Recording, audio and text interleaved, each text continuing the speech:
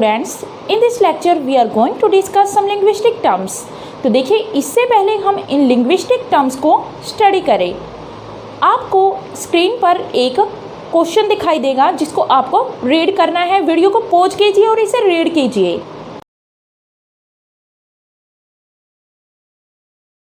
तो देखिए स्टूडेंट्स, जो ये क्वेश्चन है ये आपका आया था 2017 में नेट के एग्ज़ाम में। तो देखिए, आपको पता है जब भी नेट में क्वेश्चन पूछे जाते हैं तो उनसे ही रिलेटेड आगे आने वाले एग्ज़ाम्स में क्वेश्चन पूछे जाते हैं। जैसे कि आपका DSSB का एग्ज़ाम है जो PGT लेवल का है, TGT लेवल का है, उनमें भी आपसे यही क्वेश्चन घुमा फिरा के पूछ लिए जाते हैं। या फिर आपका KBS, NBS, स्क्रीनिंग और स्टेट लेवल के जो एग्ज़ाम्स हैं उनमें भी ये क्वेश्चंस आपसे पूछे जाते हैं जो कि लिंग्विस्टिक से होते हैं। तो चलिए स्टार्ट करते हैं इन 4 टर्म्स को जो अभी हमने क्वेश्चन में रीड की है। तो देखिए, सबसे पहले इनमें है एटिमॉन, या फिर इसी को हम एटिमोन भी कहते हैं। एटिमॉन टर्म है जो this is the origin of a word. तो ये क्या है? ओरिजिन है किसी वर्ड की, यानी कि जब कोई वर्ड बनाया जाता है, कोई भी वर्ड बनाया जाता है तो उसकी ओरिजिन है वो कहाँ से हुई है, यानी कि इसका जो डायरेक्ट मीनिंग निकलता है तो वो होगा रूट। तो क्या है यहाँ पर एक और डेफिनेशन देखिए, एटिमॉन रेफर्स टू अ वर्ड और मॉर्फिम, फॉर एग्जांपल स्टेम और रूट। तो रूट से या फिर स्टेम, इसको हम कह सकते हैं रूट और स्टेम एक ही वर्ड है। तो देखिए, रूट है जो किसी भी वर्ड को बनाने के लिए एक रूट की ज़रूरत पड़ती है, और वो रूट है जो किसी ना किसी लैंग्वेज से निकल कर आता है। यानी कि किसी भी लैंग्वेज से जब एक वर्ड निकल कर आता है और उसी से कुछ वर्ड्स की फॉर्मेशन कर ली जाती है तो उन्हीं को हम कहते हैं एटिमॉन। और देखिए, इसी से रिलेटेड है एटिमोलॉजी। ये भी एग्जाम में पूछा जाता है। कोई वर्ड जब रूट से बनता है तो उसको हम क्या कहते हैं? एटिमोलॉजी। अब देखिए, एटिमोन आपको पता चला, जब भी कोई वर्ड इसके रूट से निकल कर आया है तो उस रूट को ही हम क्या कहते हैं? एटिमोन कहते हैं। तो एटिमोन क्या है? कोई भी रूट जो किसी भी मॉर्फिम या किसी वर्ड की हो सकती है। अब जो मॉर्फिम है, मॉर्फिम से रिलेटेड लेक्चर मैंने बनाया हुआ है और उसका लिंक है जो डिस्क्रिप्शन बॉक्स में है। अगर आपको मॉर्फिम समझने हैं तो आप उस लेक्चर को कम्प्लीटली देखिए और फिर आपको बिल्कुल अच्छे से समझ आ जाएगा मॉर्फिम होता क्या है। तो कोई भी मॉर्फिम या फिर वर्ड है जो जब भी किसी रूट से बनता है तो उस रूट को ही क्या कहते हैं? उस वर्ड का एटिमोन कहते हैं। एटिमोलॉजिकल सोर्स ऑफ अ वर्ड। अब देखिए, जो ये डेफिनेशन है आपके UGC नेट के एग्ज़ाम में दी गई थी एटिमोन की, तो एटिमोन को मैच करना था तो इस डेफिनेशन से हमने उसे मैच किया था, जो कि एकदम करेक्ट डेफिनेशन है एटिमोन की।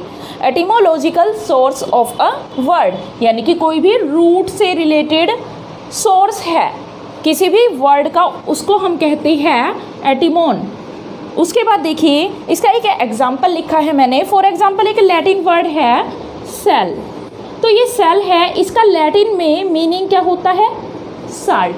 तो ये सेल है जो इसी से बाद में क्या बना? तो ये लैटिन वर्ड बना सेलेरियम। तो लैटिन वर्ड है ये सेलेरियम जो कि सेल से बना। और इंग्लिश में जो वर्ड आया हमारा सैलरी, वो इस लैटिन वर्ड से निकल कर आया, यानी कि इसका जो रूट है यहाँ पर सेल। तो ये सेल क्या है? ये है एटिमोन। तो आपको पता चला एटिमोन है जो वो क्या है? यहाँ पर एक रूट जिससे सभी वर्ड्स किसी भी लैंग्वेज में बनकर आ सकते हैं। जरूरी नहीं है कि वो लैटिन है तो लैटिन में ही इससे रिलेटेड वर्ड होंगे। तो इस रूट से रिलेटेड किसी भी लैंग्वेज में वर्ड आप पा सकते हैं। तो इतना आपको यहाँ से याद रखना है एटिमोन के बारे में। एटिमोन क्या है आपको ये याद रखना है, ये एक रूट है। उसके बाद देखिए, हमारा जो सेकंड टर्म है वो है कोड स्विचिंग। अब देखिए, कोड स्विचिंग क्या है? It is a language alteration. देखिए, कोड स्विचिंग का ही अनदर नेम है लैंग्वेज अल्टरनेशन, यानी कि लैंग्वेज को अल्टरनेट करना। अब देखिए, इसका मीनिंग एक बार हम देख लेते हैं डेफिनेशन से। Code switching occurs when a speaker alternates between 2 और more लैंग्वेज, यानी किसी लैंग्वेज में बोलने वाला जब क्या करता है अल्टरनेट्स बिटवीन 2 और मोर लैंग्वेज, जब वो 2 या 2 से ज़्यादा लैंग्वेजेस का एक मिक्सचर बना देता है तो उसे को हम कहते हैं कोड स्विचिंग। तो कोड स्विचिंग क्या है, जब 2 लैंग्वेजेस एक साथ यूज कर ली जाए या फिर 2 से ज़्यादा लैंग्वेजेस एक साथ यूज कर ली जाए। अब देखिए इसका एक एग्जाम्पल है सम नॉवेल्स बाय चाइनीज़ अमेरिकन्स। तो मान लीजिए इंडियन राइटर्स है, जब वो इंडियन राइटर्स इंग्लिश में कोई नॉवल लिखते हैं तो वो नॉवल लिखते टाइम उस नॉवल के अंदर कुछ हिंदी वर्ड्स यूज कर लेते हैं, तो क्या होता है वहाँ पर, तो ऐसी कंडीशन को हम कहते हैं कोड स्विचिंग। तो कोड स्विचिंग क्या है, जब कोई एक लैंग्वेज का कोई पर्सन है, किसी एक लैंग्वेज में लिखने वाला या बोलने वाला, जब वो किसी दूसरी लैंग्वेज में बातचीत करेगा तो अपने वर्ड्स को वो वहाँ पर जाकर मिक्स कर देगा, तो इसी कंडीशन को कहते हैं कोड स्विचिंग। और देखिए आपके नेट के एग्जाम में इसकी जो डेफिनेशन दी थी वो है changing from one language variety to another, यानी कि एक लैंग्वेज से दूसरी लैंग्वेज तक जाना, इसी को हम कहते हैं कोड स्विचिंग या लैंग्वेज अल्टरनेशन, यानी अपनी लैंग्वेज से दूसरी लैंग्वेज में जाना और अपने वर्ड्स को उस लैंग्वेज में यूज़ कर लेना। उसके बाद आता है कोग्नेट। अब कोग्नेट क्या है, words that have a common etymological origin often inherited from a shared parent language. तो मान लीजिए एक पेरेंट लैंग्वेज है, पेरेंट लैंग्वेज क्या होगी, जैसे कि हमारे पेरेंट्स हैं उनसे ही तो हम निकल कर आई, इसी से जो दूसरी लैंग्वेजेस निकल कर आई है, मान लीजिए इंग्लिश आई, लैटिन आई, फ्रेंच आई, तो मान लीजिए ये सभी एक ही लैंग्वेज से निकल कर आई है, तो ये सारी कैसी होगी दिखने में, तो वो इस लैंग्वेज की जैसी होगी।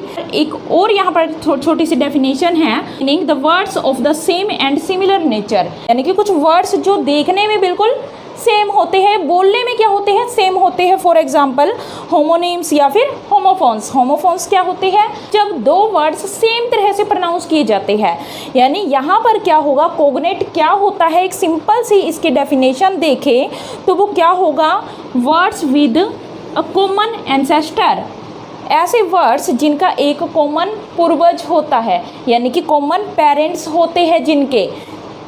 तो यहाँ पर पेरेंट लैंग्वेज से आपने समझा कि कैसे पेरेंट लैंग्वेज से जो लैंग्वेजेस निकली है वो सभी की सभी कैसी होगी, सिमिलर होगी। तो कोग्नेट क्या है, जहाँ पर सिमिलैरिटी होगी वर्ड्स में।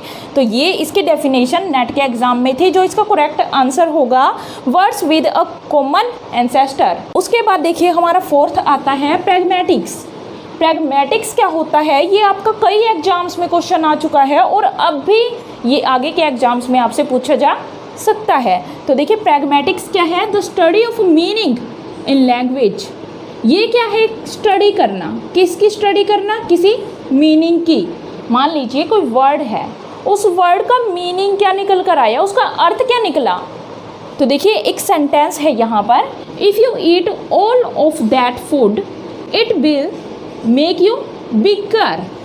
तो यहाँ जो बिगर वर्ड है, तो ये बिगर वर्ड है जो ये क्या करेगा, ये प्रैग्मेटिक्स की एक्चुअल डेफिनेशन बताएगा। वो कैसे, तो देखिए यहाँ पर क्या हुआ, if you eat all of that food, हमने किसी से कहा if you eat all of that food कि अगर तुम ये सारा खाना खा जाओगे it will make you bigger, तो तुम क्या हो जाओगे, बिगर हो जाओगे। तो देखिए इसके कुछ भी डेफिनेशन हो सकती है। तो देखिए एक अर्थ में अगर इसको देखा जाए, एक डेफिनेशन ये देखी जाए, मान लीजिए यहाँ पर कोई चाइल्ड है, उससे हमने ये कहा है कि तुम ये सारा खा जाओगे तो बिगर बन जाओगे।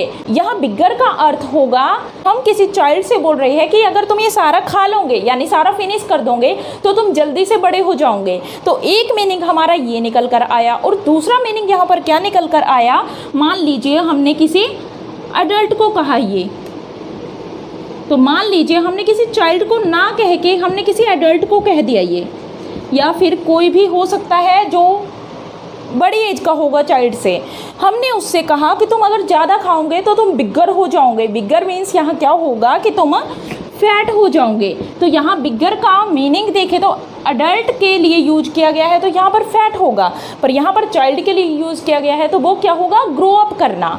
तो क्या होगा यहाँ पर, ग्रो अप करना।